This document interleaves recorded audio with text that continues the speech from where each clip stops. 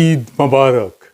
ছাত্র শিবির বিপুল ভোটে ডাকসুতে জিতছে। এই বিজয় ছাত্র শিবিরের না, এইটা মজলুমের বিজয়। আমি 20 আগস্ট লিখছিলাম গত মাসে, ডাকসু নির্বাচন নিয়ে আমার প্রেডিকশন বলি, ছাত্র শিবির ভিপি জিএস সহ বেশিরভাগ আসনেই জিতবে। হলগুলোতে কিছু আসন ভাগাভাগি হবে। শিবিরের বিজয় হবে ফেনোমেনাল, ভোটের তফাৎ হবে প্রচুর। এই নির্বাচন শেষ পর্যন্ত বাঙ্গু সেকুলার এস্টাবলিশমেন্ট হইতে দেবে কিনা এটা দুশ্চিন্তা। খুব খারাপ কিছু ঘটায় নির্বাচন স্থগিত করে দিতে পারে। বিশেষ করে বামেরা শেষ মুহূর্তে নির্বাচন বয়কট করতে পারে। একটা ইসলামপন্থী দল ফেয়ার নির্বাচনে জিতে আসবে, এর চাইতে বড় দুঃস্বপ্ন বাঙ্গু প্রগতিশীল বা ভারত বা পশ্চিমাদের নাই। কিন্তু ঠিকভাবে নির্বাচন হইলে এইটা ফলাফল হবে বাংলাদেশের রাজনীতিতে সুদূর প্রসারী। সেটা শুধু বাঙ্গু প্রগতিশীলরা না, সম্ভবত ইসলামপন্থীরাও ঠাউর করতে পারতেছে না। যা বলছিলাম তাই হয়েছে, তাই না? এই ফলাফল বাংলাদেশের সেকুলার এস্টাবলিশমেন্টের জন্য এক ভয়ানক দুঃসংবাদ। পুরা সেকুলার এস্টাবলিশমেন্ট কিন্তু দাঁড়াইছিল শিবিরের বিরুদ্ধে। শেষ রক্ষা হয় নাই। এখন আসেন আমরা দেখি এই ফলাফল আসলে কি বার্তা দিচ্ছে। বার্তা হইতেছে বাংলাদেশে ইন্ডিয়ান ন্যারেটিভ পুরোপুরি পরাস্ত হয়েছে। আলহামদুলিল্লাহ। বাংলাদেশে এই প্রজন্ম যতদিন থাকবে ততদিন ইন্ডিয়ান ন্যারেটিভ আর মাথা তুলতে পারবে না। কিন্তু ছাত্র দলের পরাজয়কে অবশ্যম্ভাবী ছিল না। ছাত্রদল এই নির্বাচনে জিতে যাইতে পারত, ডাকসু তাদেরই হইতো। হয় নাই কারণ তাদের নির্বুদ্ধিতা, রাজনৈতিক অপরিপক্কতা এবং বেকুবের মতো আত্মবিশ্বাসের কারণে তাদের এই ভরাডুবি। বিএনপির এই ভরাডুবির পেছনে আছে বিএনপির কান্ধে চেপে বসা কিছু রাজনীতির জ্ঞানহীন মানুষ, অপদার্থ মানুষ। আমি একসময় দেখাইছিলাম, আজ তাদের ক্ষমা দেখায় পরিচিত করে দিতে চাই না, এরা হাতে ধরে বিএনপিকে গাড্ডায় ফেলছে। তাও একজনকে দেখেন কইছিল শিবিরের ভরাডুবি হবে, তৃতীয় বা চতুর্থ হবে শিবির। এরা হইতেছে পলিটিক্যাল অ্যানালিস্ট, বিএনপির বুদ্ধিজীবী। ভাবেন তাইলে কি অবস্থা বিএনপির। নাই বনে শিয়াল রাজা। এরাই বলছিল ছাত্রীদের হলে শিবির জিতবে না, জিতছে তো বটেই। রোকেয়া হলে সাদিক কায়েমের নাম ঘোষণা হইলে কেমন আনন্দে উল্লাস করে উঠছে ছাত্রীরা দেখেন।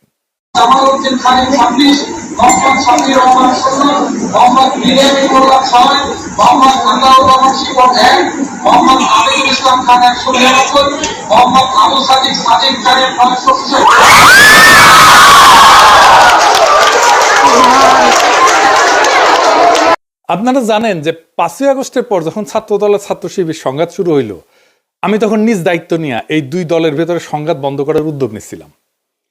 সেই মিটিংয়ে শিবিরের প্রেসিডেন্ট সেক্রেটারি উপস্থিত থাকলেও ছাত্রদল প্রতিশ্রুতি দিয়ে হাজির হয় নাই। আমি কেন তাদের মধ্যে নেগোসিয়েশনের উদ্যোগ নিয়েছিলাম? কারণ আমি সেন্স করতে পারছিলাম বিএনপি মারাত্মক একটা ভুল করতেছে। তারা ধীরে ধীরে আওয়ামী ন্যারেটিভ গ্রহণ করতেছে। আওয়ামী লীগ যা বলতো তাই দিয়ে সে জামাতের বিরোধিতা করতেছে। আমি বিএনপির শীর্ষ নেতৃত্বকেও বলছি এইটা ভুল স্ট্র্যাটেজি। আমি উনাদের উদাহরণ দিয়ে বলছিলাম, ধরেন গোলাম আজম একজন স্বাধীনতা সংগ্রামী, ভারতের অটল বিহারী বাজপেয়ীর মতো আর কি। তাইলে আপনি জামাতের রাজনৈতিক বিরোধিতা কেমনে করতেন? আপনি তো তারে স্বাধীনতা বিরোধী বলতে পারতেন না, মুক্তিযুদ্ধ বিরোধী বলতে পারতেন না। তো তাহলে অটল বিহারী বাজপেয়ীর মতো যদি গোলাম আজম স্বাধীনতা সংগ্রামী হইতো, তাইলে কিভাবে আপনি বিরোধিতা করতেন? সেভাবে করেন। আওয়ামী লীগ যা বইলা জামাতকে ঘায়েল করতো সেইটা বললে আপনি আওয়ামী লীগ হয়ে যাবেন। তাই হয়েছে। আপনি জামাতকে রাজাকার, স্বাধীনতা বিরোধী, পাকিস্তানপন্থী কিছু বইলাই দমাইতে পারবেন না। উল্টা জামাতের লাভ হবে, হয়েছে না? এর ফলে বিএনপি তার অ্যান্টি ইন্ডিয়া ভোট ব্যাংক হারাবে। তাই হারাইছে। সে আওয়ামী লীগের ভোট পাইছে। আপনি জগন্নাথ হলের ভোটের হিসাব দেখেন, জগন্নাথ হলের পুরা ভোট মোটামুটি বিএনপি পাইছে, তাই না? তো তার মানে সে আওয়ামী লীগের ভোটটা নিচ্ছে আর নিজের ভোট হারাই ফেলছে। আর জামাত কি করছে? যে anti India vote bank intact রেখে সেকুলার ভোট টানার কৌশল নিতে পারছে। বিএনপি যতবার মুক্তিযুদ্ধ 1971 এই বলে জামাত শিবিরকে আক্রমণ করবে, ততবার জামাতের অ্যান্টি ইন্ডিয়া ভোট আরো বাড়বে। জামাত যে বাংলাদেশে অ্যান্টি ইন্ডিয়া রাজনীতির সবচেয়ে বড় কামেল এজেন্সি, এটা বেশি স্ট্যাবলিশ হবে। বাংলাদেশের প্রধান দ্বন্দ্ব বিএনপি ধরতে পারে নাই। প্রধান দ্বন্দ্ব নিয়ে আমি অনেকবার বলছি। আমি এই বিষয়ে বলছিলাম যে বিএনপির এই আওয়ামী মুক্তিযুদ্ধের রাজনীতি পরাজিত হবে। আমি বলছিলাম, শোনেন এডিটর সাহেব একটু শোনায় দেন আমার আগের ইয়ে থেকে, দ্বন্দ্বটাও আবার শুনলে আবার মনে হবে যে কি বলছিলাম। শোনান এডিটর সাহেব। একটা সমাজে নানা রকম দ্বন্দ্ব থাকে। একটা নদীতে যেমন নানা ধরনের স্রোত থাকে, একটা না অনেকগুলো স্রোত থাকে, ছোট বড় মাঝারি। তেমন সমাজেও থাকে।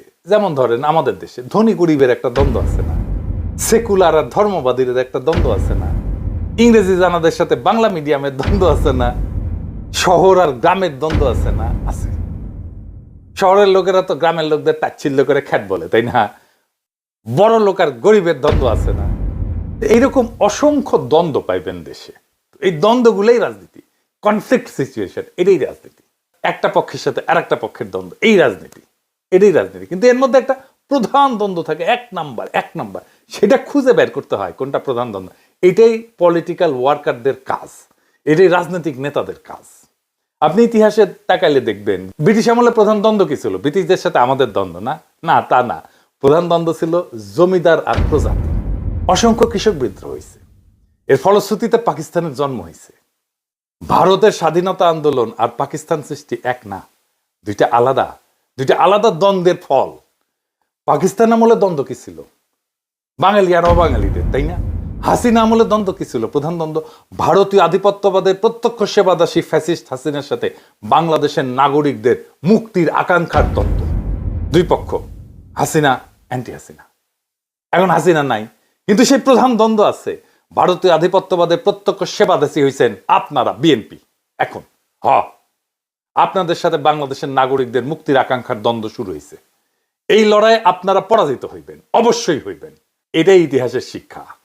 আজ হোক কাল হোক পরাজিত হইবেন। ইন্ডিয়ান সালসা খাইয়া যারাই বাংলাদেশের রাজনীতি করতে আসবে ধ্বংস হইয়া যাবে। যেই আসুক, যত বড় দল আসুক, মাথাতে রেখেন, কামে দিবে। যত কৌশল নেন আমাদের বিরুদ্ধে, কোনোটাই কোনো কাজে দিবে না, কোনো কাজে দিবে না। তো বলছিলাম, যত কৌশলই নেন না কেন, কোনোটাই কাজে দেবে না। কাজে দেয় নাই। ভারতীয় বয়ান জয় বাংলা হয়ে গেছে। ইন্ডিয়া যে হারছে সেটা নিজুম মজুমদারের আহাজারিতে শোনেন। ইলেকশনের আগে সে বাক্যধারী ছিল, সে বলছিল যে ওরাও হারবে, আপনারাও হারবেন, মানে বিএনপি করছে আর কি। শুনেন, শুধু আপনার বিবেচনার উপর একটু ছেড়ে দেই।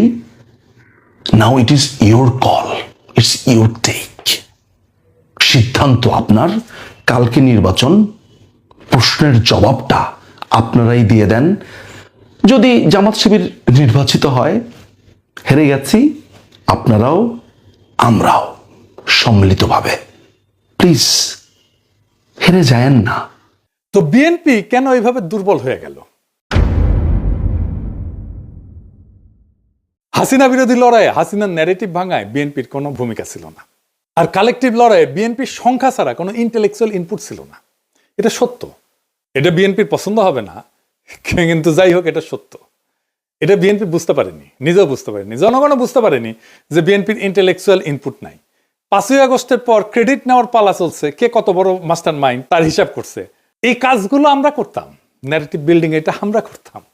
এবং বিএনপি যখন থেকে আমাদের কাছ থেকে দূরে সরে গেছে, হিসাব করে দেখেন, তখনই বিএনপি দিগ্ভ্রান্ত হয়েছে আর জনসমর্থন কমতে শুরু করছে। আমি বলতেছি না যে আমাদের জন্যই কমছে, বরং কমছে এই কারণেই যে আগে আমরা যে ন্যারেটিভ তৈরি করতাম, এটা তো বিএনপির জন্যই করতাম। ফ্রি করতাম, ডিফেন্ড করতাম তো বিএনপিরই, ফ্রি। এখন তার করি না, তাই সব দুর্বলতা ফাসাদ করে বের হয়ে গেছে। বিএনপি জামাতের রাজনৈতিক বিরোধিতা কিভাবে করতে পারতো, এই নিয়ে আমার পরের এপিসোড দেখবেন। এখন জামাত কইতে পারেন, দাদা আপনি এইভাবে স্ট্র্যাটেজি কইয়া দিতেছেন, ভয় নাই, কইয়া দিলেও শুনবে না ওরা। আর যদি শুনেও তাতে আপনাদের ক্ষতি নাই। রাজনীতির জ্ঞান বিএনপির লবডাঙ্কা হইলেও ইগো আছে টনটনা, 16 আনার উপরে 18 আনা। এখন প্রশ্ন হইল, বিএনপি কেন এই রাজনৈতিক অবস্থান নিল? কারণ বিএনপি ডরাইতেছে যে ইসলামপন্থীরা ইমার্জ করছে, লীগ আর বামেরা না থাকলে সে এটা সামলাইতে পারবে না। তারা এটা বুঝাইছে ইন্ডিয়া, তাই লীগের ভোট তাদের লাগবে। কিন্তু সেটা নিতে গিয়া যে নিজের ভোট ব্যাংক দেউলিয়া হয়ে যায়, 10 জয় বাংলা হয়ে যাইতেছে, তার কোনো খেয়াল নাই। রাজনীতিতে পলিটিক্যাল এনিমি বা দুশ্মন সিলেক্ট করতে হয়। আওয়ামী লীগ বিএনপির দুশ্মনের মর্যাদাও দিতে চায় নাই, সে তার দুশ্মন বানাইছিল জাতীয় পার্টিকে, গৃহপালিত দুশ্মন আর কি। হাসিনা চলে যাওয়ার পরে বিএনপি চাইছিল প্রথমে যে আওয়ামী লীগ তার দুশ্মন হোক, সেই জন্য সে আওয়ামী লীগ নিষিদ্ধ চায়নি। আওয়ামী লীগ দল নিষিদ্ধ হওয়ার পরে সে চাইছে জাতীয় পার্টি তাদের দুশ্মন হোক, মানে বিরোধী দল হোক। এটাও ইন্ডিয়ার প্রেসক্রিপশন। তারা কখনোই চায় নাই জামাত বিরোধী দল হোক, এমনকি এনসিপি হোক। এখন নিজেরই বিরোধী দল হওয়া লাগবে। এখন শিবিরের এই বিজয়, ডাকসুতে বিজয়, কি অর্থ বহন করে বা এটা কোথায় যাইতে পারে? এই ডাকসুই আগামী সরকারের ছায়া, যদি সে রাজনৈতিক দল ক্ষমতায় যাওয়ার জন্য তৈরি থাকে। 1971 ঠিক আগে তোফায়েল আহমেদ জিতছিল, আসম আব্দুর রব জিতছিল ছাত্রলীগ থেকে। তারপরেই আসছে 71 মুজিবের ক্ষমতা নেওয়া। 1990 আমানুল্লাহ আমার খোকনের জেতা, একই রকম। তাই এইবারে ডাকসুতে ছাত্র শিবিরের বিজয় এটাই বলতেছে আগামী জাতীয় নির্বাচনে বিএনপির বিজয় এখন অনিশ্চিত। এনসিপিও আর রাজনীতিতে জায়গা করে নিতে পারবে না। তবে ধরেন মুজাহিদুল ইসলাম সেলিমরাও জিতছিল ডাকসুতে, মাহমুদুর রহমান মান্নারাও জিতছিল, কিন্তু জাসদ বাসদ বা সিপিবি ক্ষমতায় গেছে, যায় নাই। কেন আর কখন এই ডাকসু আগামীর ক্ষমতার রাস্তা হয়ে ওঠে আর কখন হয় না, সেই হিসাবটা জানতে হবে। আপনি যদি এই বিজয়কে ক্ষমতা পর্যন্ত নিয়ে যেতে চান, প্রত্যেকটা পদক্ষেপ এখন হিসাব কইরা মাইপে ফেলতে হবে। আমি বিজয়ের আনন্দে আত্মহারা হইতে নিষেধ করছি, কারণ আগামী কাল থেকেই শত্রুরা বিপুল বিক্রমে ঝাঁপায় পড়বে আমাদের উপরে। প্রচুর টাকা পয়সা নিয়ে, বাজেট নিয়ে, পুরো সেকুলার স্ট্যাবলিশমেন্ট ঝাঁপায় পড়বে। প্রথম আলো, ডেইলি স্টার নিয়ে এই লড়াইটা জিততে হবে, আমরা এটা জিতবো। বাঙ্গুয়েলুট সেকুলার স্ট্যাবলিশমেন্ট জানে না আমরা কই দিয়া কেমনে চাপা মেট দিব, কিন্তু আমরা দিব, এবং আমরা ওদের সাথে আগায় আসছি। ওরা চলে ডালে ডালে, আমরা চলি পাতায় পাতায়। ফাইনালি বিএনপি নেতা কর্মীদের বলি, এবার বুঝছেন তো ভাই, সবার উপরে এইটা ন্যারেটিভ তৈরির ক্ষমতা, এটাই আসল পাওয়ার। আমার কমেন্ট বক্সে এসে গালি দিয়ে, আমারে নিয়ে ট্রল কইরা রাজনীতিতে গোল্লা খাইবেন বারে বারে।